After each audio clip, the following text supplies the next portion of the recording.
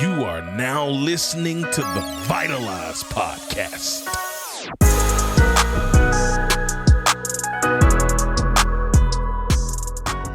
Hey, yo, what up, family? Ooh, welcome back to the Vitalize podcast. You are here with your friendly neighborhood host, Mr. Marcus Black, and I'm so glad in my soul from the depths of literally every part of me just to get to be here with you today, to get to be in your magnanimous presence. I don't even know if that's a word. If that's a word that doesn't mean something good, somebody let me know. I ain't mean it, but I ultimately just want you to know that I'm happy to be here with you. If this is your first time rocking with your boy, welcome. I hope energy is your thing. They say your vibe attracts your tribe, so you probably found yourself here because you rock with the energy, because you rock with positivity, inspiration, motivation, affirmation. So you came to the right place if that's for you. If you've been around for any amount of time, you family, man. Y'all know once you make your way into this community, no such thing as a second time guest. You family now. So you'll hear me hit you with a what up, family, anytime I see you. That's how you know we're literally family. I always tell people, those of you who've been subscribing to the YouTube channel, shout out to you. Thank you so much. Those of you who found me on YouTube and came to Instagram and all the other places, I just thank you. I always tell people, in my community, there's no such thing as followers. I don't believe in that philosophy, only family.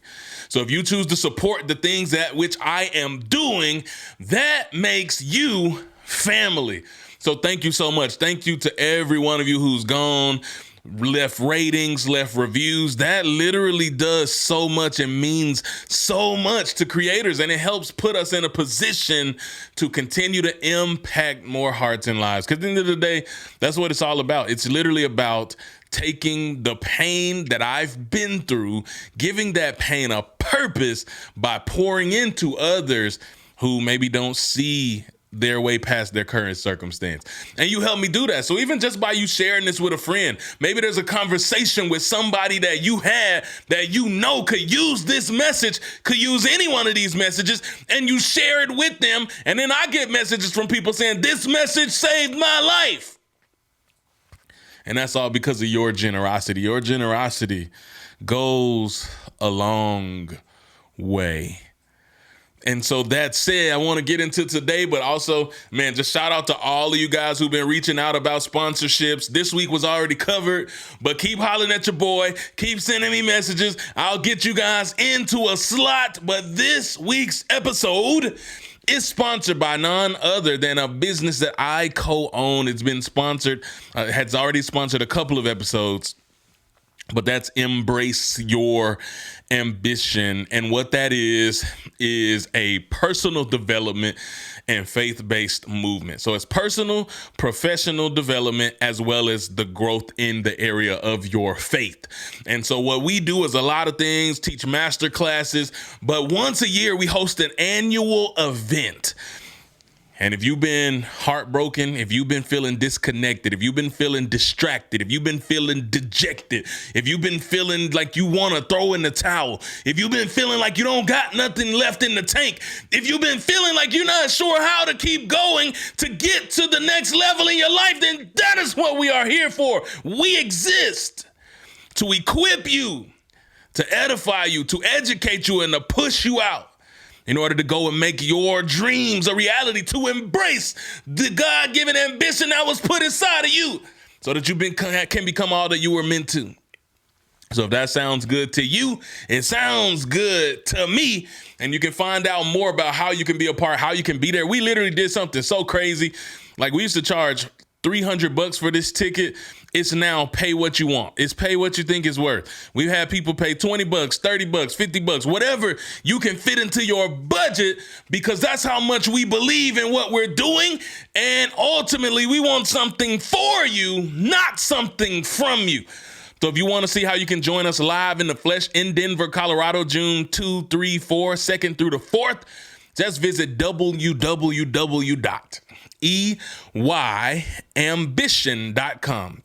That's EY Ambition, short for Embrace Your Ambition.com. And you can check out all the things there. You can hit the link, hit the proud to pay.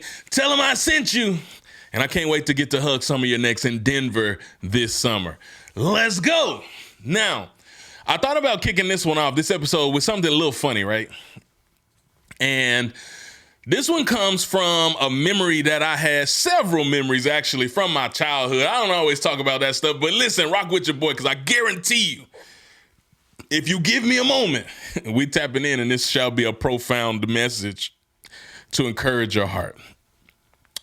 But have you ever been a child that had a parent? You guys are probably thinking, like, that's an interesting question. In order to be a child, you must have a parent. Yes, correct. But I didn't finish the continuation of that.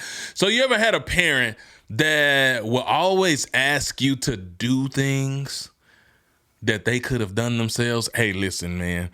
I'm just going to preface this by saying my parents, if you're watching this, this is just a story. This is just for entertainment purposes only. Y'all didn't never do this, but I just got to connect with my people. So mama, dad, I love y'all. So have you ever had a situation, a circumstance where your parent, let me make the picture clear for you. Have you ever been in the front of your house, watching your favorite cartoon, watching your favorite movie? If you're a gamer, playing a video game. If you're a reader, reading your favorite book, and you're to the crucial part of the story to hear some parental figure just feverishly yelling your name, like it's an emergency, like something is bad about to happen. Only to go to the back of the house where they are positioned, and said parent ask you to hand them their ice water, which is located approximately 2.7 feet from them on the nightstand. I know I'm not the only one. A couple of y'all was laughing, and a couple of y'all is laughing because you are that parent, because you calling your kids out the other room for whatever they doing to come and bring you. This is the one right here. This is the one. The parents laid in the bed and they got comfy, and you up, you just doing your thing, man. You chilling, you ain't bothering nobody.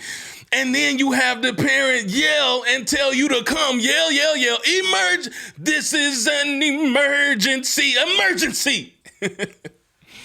And you get back there only for them to request that you hand them the remote control that is 3.7 feet away. The water was 2.7. This would take a little bit more effort to get the remote because they laying in the bed. It's at the end of the bed, but still, literally would take minimum, way less effort for them to roll over and grab that remote than for you to come and bring it. And I know you had that experience. Look, some of you, I'm telling you, don't do this to your kids. Don't traumatize your kids. I can't tell you how many times in my head, this never happened again, remember, but I can't tell you how many times in my head I was like, you gotta be kidding me. You did not just interrupt exactly what I was doing as if it was so menial and minuscule just to have me hand you something almost within arm's reach of you. You gotta be kidding me. And so many times in life, we find ourselves in that exact position. We are the parent. Whether you actually do that in real life with your kids, don't tell nobody. Don't put that in the comments. Don't tell nobody you do that. I found myself a couple times, like one day I was so comfy. I hadn't been comfortable. I hadn't slept in a few days. And I finally got comfy on the couch and I was kind of crashing, but the TV was on something weird. And I was like, nah, I need something peaceful. I need to put on National Geographic. And I was this close to calling my son, yelling his little name to bring him from his utter sheer joy happening in his room to hand me something that I could have literally just a little bit of energy, effort rolled over and grabbed, right?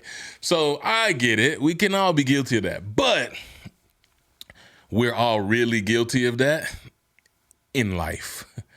Meaning, every single one of us has had a time in our life where we wished there was a gadget, device, or button in which we could press that will ultimately make our situation so much easier and so much more convenient. Yeah, we about to get real now. You can listen, if you new to me, you're going to be true to me. You're going to take the mask off. That's how we get down around here. You find yourself in a situation where your relationship is failing. You don't even know who the person is you chose to spend your life with.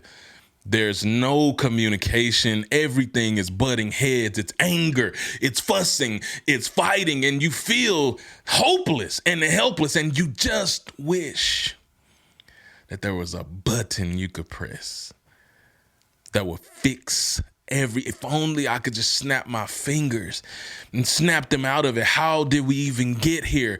How did this become the reality in which I'm living? I know somebody right now, this is for you. And you wonder, will things ever change? But you so tired from fighting the good fight on your job. You're so tired from fighting the good fight, just trying to keep yourself afloat in a post-COVID economy, that you don't even have the energy to fight for a relationship that once meant everything to you. Uh-oh, come on. This ain't just for the people in relationship struggles, though. What about the person who's found yourself in a career path that is literally sucking the life out of you? Every day you wake up dreading. Matter of fact, I just had this conversation with a dear friend recently, and I ain't gonna call your name. I love you very much. I know you're listening. And we had this conversation, and it was a powerful conversation. But the conversation went a little something like this. I found myself sick, and I thought for a moment that I had COVID. So I went to take a COVID test, and I found myself disappointed when the test came back negative, when I didn't have COVID. And it is a sad day where the vocation in which I give so much of my life, the job that literally pays me and my bills to survive, is so toxic and so draining that I would rather have a sickness and disease that crippled the world instead of going to this place and trading my life. And some of y'all are listening to this in your earbuds in the exact place that I'm talking about, that's sucking the life out of you. It's killing you. And you don't know. You don't know how to change it. And you just wish that there was a magic button, or there was a person or something that you could do to change that circumstance, to literally put you in a position to where you can thrive and not just survive. You desperately want a reprieve. You want something to give, but it just doesn't. Maybe you find yourself like me and you're fighting for your life. I'm fighting for my life right now, fam. Listen, transparency. And I feel like I'm hitting on, they say, you heard the term hitting on all cylinders. Well, I don't know how many cylinders there are. I guess it depends on, my automotive people, shout out to you. I guess it would depend on which type of vehicle in which you're driving. So you could have 4 cylinders, you could have 6 cylinders, or you could be a big boy, you could have 8.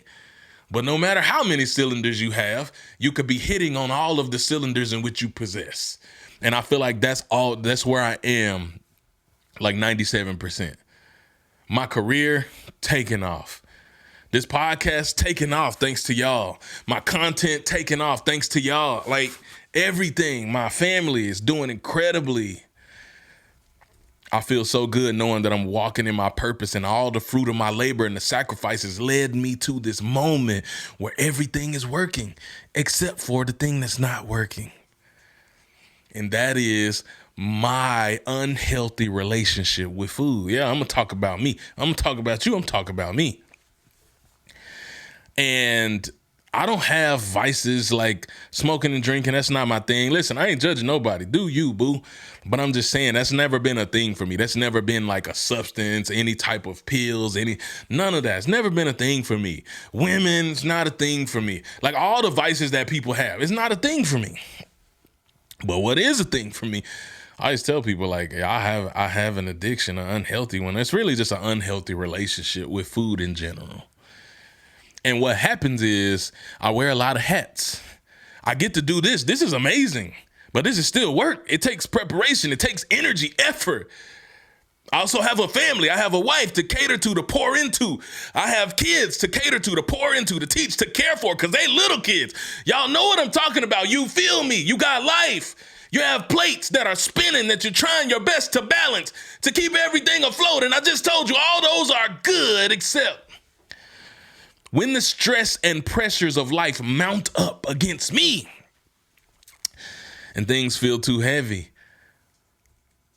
the place that I turn to for comfort is the one place that literally is taking life away from me.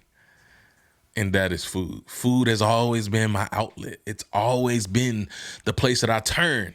And I have literally pre-COVID fought my behind off, tooth and nail. I fought for my life and I saved my life and I reversed the curse of type 2 diabetes. And I did all of this stuff and I lost 100 pounds and I was feeling better than I had in a long time. And then life happened because life be lifing and life slapped me in my face. And when life slapped me in my face, it literally slapped me other places too. And I tore a hamstring. Oh, snap. I tore a calf. Oh, I messed up my ankle. Oh, all these injuries. I tore a rotator cuff. And now all these new healthy habits that I had built to help me lose 100 pounds were gone. Depression started to set in because it's like you can't move anymore. You can't get those neurotransmitters firing anymore. And I could have, but at the time I just felt trapped and I felt stuck and I felt helpless. And I slowly crept back into old habits because old habits die hard. And next thing you know, here I am, the 100 pounds that I lost, I found it plus a few. I'm keeping it real with you. And right now, I'm in the middle of fighting. Listen, today I had a bar. Some of y'all know what I'm talking about. I don't know. It's not a LAR bar. It was like a RX bar or something. It was like egg whites, dates, stuff like that. I'm like, oh, this is so appetizing. Oh, it's marvelous. I had that protein shake loading and then dinner, slow cooked, some chicken breast, making that with some Brussels sprouts and cauliflower rice. Listen, meal prep, doing it right. Salmon yesterday. Yo, I'm a chef though. Hey, this herb crusted salmon I made, and the crust wasn't even no carb. I mean, like, listen, I could do my thing in the kitchen. So it was tasty, but not as tasty as the things that I love the most. And I share all that to say, like, even though I'm in the middle of fighting again, I'm moving my body again, I'm starting all over. I, at one point, had the strength and the ability to move of a literal athlete. Like a good athlete. I was about to say world class. I ain't gonna go that far, but I just know, like this table, I was box jumping way above. I mean, listen, I'm gonna mess around and show y'all. I got video evidence to show you. I was ridiculous. And this was just a couple years ago. In a good way. My athletic prowess was shining bright. And so to have to start back over when I was doing plyo push-ups where I could jump my whole body in the air and doing 50 of those at a time, and now I can't do 10, 20 regular push-ups, that's discouraging. That's daunting. That's debilitating. That feels tough. And it is hard. But I'm harder, and life built me for this. And whatever you face, you're harder. So as much as I wish, I ain't gonna lie to you, I wish I could hit a button. I promise, if I could, I would hit a button and take that desire, that vice away to turn to food. I wish I could hit a button and just put me on autopilot where I could just every day, without no issues, no pressure, no pain, just keep moving my body, eating the right things to where I get back to where I want to be. So I got all the energy I need to give to you. However, it don't work like that. And so I shared all these scenarios and circumstances. Maybe it's a friendship relationship with you. Maybe it's a business relationship. Maybe it's not a relationship at all. Maybe it is a relationship with yourself. Maybe it is the self-limiting beliefs. Maybe it is the way you have learned to mistreat yourself, to tear yourself down, to belittle and denigrate yourself. Maybe it's a playground bully to the corporate bully, to the person that literally is making your life a living hell. Yeah, no matter where you are, we all have that thing that we just wish we could tap on that button and everything would change. And I said all of that to lead us to this point. Listen, family, listen to me close. Look, right here. Life doesn't come with a remote control. If you want it to change, if you want to change it, you got to get up and go do it yourself. Oh, snap. Life doesn't come with a remote control. If you want it to change, you got to get up and go do it yourself. Go change it yourself. Because there is no button. And I know I talked about the beginning. It was cool. It was comical. It was funny about parents sending your kids out to bring you this thing, right? We wish we could do that in real life. But ain't no remote controls that come with life. It's not how it works. You don't get to fast forward. You don't get to skip the painful moments in your life. Some of you right now is in one of the most painful circumstances that you ever been in. And all you wish with everything inside of you that you could just wake up and it all be over. You can't wake up and it all be over.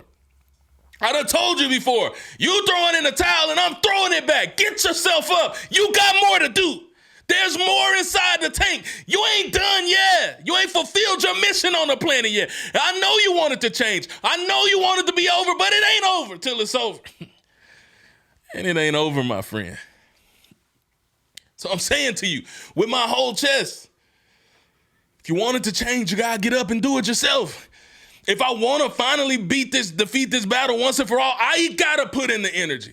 I have to put in the effort. I have to sacrifice. I have to practice self-control, and ain't nobody going to do it for me. It ain't going to happen unless I do it. I can have all the coaches in the world, all the accountability partners in the world. That's great, fine, and dandy. Ain't none of it changing unless I make the change. So the question on the table is, how bad do you want it? How bad do you really want to change? Because let's say you're a person who is afraid of horror movies, and the worst horror movie of all time, The Evil Dead, that's just the worst one I can think of, The Exorcist, comes on your TV, and you don't want to get up because you're so tired. But you also, your want for rest is outweighed for your want to get that mess off your TV. So you're going to get your butt up and go change the channel. So what I'm telling you in your life, how bad do you want to change? Does your desire for change outweigh the comfort of what you're used to? The comfort of whining and complaining. The comfort of just crying about it. The comfort of hoping and wishing and hoping and wishing. Does your desire to change outweigh that? And I'm telling you, it has to. It has to. It has to. Because your life won't change unless you make the choice to change, unless you do. And your goals and dreams don't work unless you do. Unless you work, they don't work. So I'm telling you, no matter what, it's going to be hard, fam. You got to put in that work. But you can do it, whatever it is. You're looking at what seems like an insurmountable task. You're looking at a mountain in which you have to climb. And that mountain, the thought of you climbing that mountain is so overwhelming that it is crippling you. And I told you, my dear brother and my friend, Mr. Sean C. Johnson, always shouting out this guy, the song Mountains, streamed over 1 million times, by the way. If you never heard that, shameless plug, go check out my boy, Mountains by Sean C. Johnson. I dare you to look it up and watch it change your life. But he said these mountains, literally, that God has given you, they're not to be a barrier from that which you're trying to go. They were only meant to take you higher. But the question is, are you willing to climb? Are you willing to climb the mountain? Now, here's the thing. I actually can say that I've climbed the mountain before, not by choice, because they fooled me. Shout out to my Australia fam. They caught me off guard with this one, because ain't no way I would have willingly put myself in a position to scale the side of a dang cliff. Ain't no way. But I did this. And when I was at the bottom of that mountain, I ain't gonna lie to you. I told my Australian family, y'all know who y'all are. I know y'all listening. I said, yo, leave me here on the side of this dang cliff here in Sydney, Australia. That is the end of me. Tell my family I love them. I'm not climbing that dang rock. We ain't had no harnesses or nothing. It was like real Australian bush, outback. And they're probably laughing at this story because they're like, it wasn't that bad. I'm like, yeah, it says the nation with the like 7 of the most poisonous spiders in the world, 5 of the most poisonous snakes in the world, freaking crocodiles the size of semi-truck. Like, yeah, of course you don't think it's that bad. but it was horrible. And I told them to leave me here. I'm not getting up there. And they were like, we're not going to leave you here. We will help you. And they did. They came back down, rescaled the side of this mountain with me. And as we're scaling this thing, when I say scaling, I'm not talking about like a slow, I mean like steep, like this. I'm like, oh Lord, I'm gonna die. I had the right shoes on, luckily, but I don't know how my hands weren't slipping. They were helping me, they were guiding me, we were doing it. But you know the most important, incredible, exhilarating part of any journey, any climb in your life? It's not actually the moment that you get in the top that makes the journey worthwhile. It's not the top. It's actually every time you literally wanted to give up. I can't tell you how many times I sat on there literally crying like, I cannot do this, fam. I am deathly afraid of heights and literally plummeting to my death. That has been a nightmare since I was a small child. But every time I wanted to quit, every time I wanted to give up, every time I wanted to throw in the towel, every time I said, leave me, I can't do it, but I kept pushing, but I kept going, but I kept giving, but I kept grinding, but I kept fighting, and I kept putting one foot and one hand in front of the other to take the next step until I got to the top. That's what made it worthwhile. That's what I'm saying to you. What I'm saying to you is this. You're worth the fight. Oh, snap. I said you are worth the fight. You're worth the energy and the effort that you're pouring into making your dream a reality. You are worth the energy and effort that it's going to take to change. And I know it's not easy. I know change is hard because you're so stuck in your comfort zone and you're so stuck in everything you got to do. Your responsibilities don't pause just because you decide to change your mind. Your work responsibilities are going to increase the moment you decide you want to make a change. Opportunities to fail are going to be literally stumbling blocks placed all in your path the moment you decide you want to do something better with yourself. Every opportunity to quit is going to be presented to you when you decide you want to do something better for yourself, but you got to decide that you're worth it. Just like I'm making the decision that I'm worth it to take the actions I need to change my life, you got to do the same. And that's why I'm saying it with my whole chest, because I believe in you. And I believe in your ability to change. And I believe in the power that lives inside of you. So I'm challenging you. I am charging you. Don't let this life pass you by hoping and wishing it. Ain't no more of that, fam. Take action. Take action. This life didn't come with a remote, fam. If you want it to be different, you got to get up and change it yourself. If you wanted to switch, if you want a new life, you got to get up and change it yourself. Because ain't nobody going to do it for you. Nobody's going to advocate for you the way that you can advocate for you. Nobody's going to show up for you the way that you can show up for yourself. And once you determine that you're worth it, once you decide that you are worth the energy and the effort and all the literal resilience that it took for you to make this dream a reality, it only makes it that much more rewarding. So back to what I told you a few episodes ago, you owe it to yourself to find out. You owe it to yourself to put in the energy. You owe it to yourself to fight for your life. You owe it to yourself to get up and go change it. You owe it to yourself to go live the life of your dreams. You owe it to yourself to create a legacy that outlives you. And you owe it to yourself to go make your dreams a reality. So get up and go do it. Because you can.